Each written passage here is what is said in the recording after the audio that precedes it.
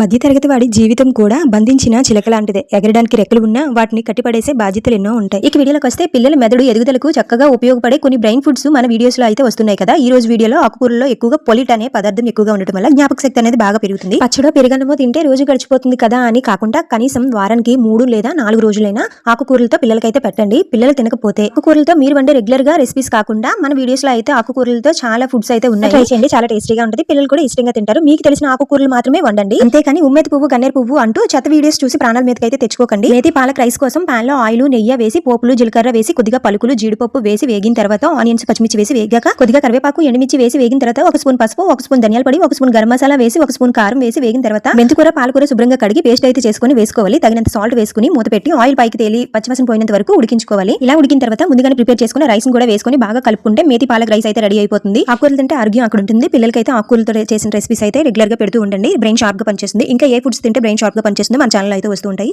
So మీరు మాత్రం ఈ వీడియోకి ఒక చిన్న లైక్ చేసి మన ఛానల్ అయితే సబ్స్క్రైబ్ చేసుకొని సపోర్ట్ చేయండి. So thank you for watching.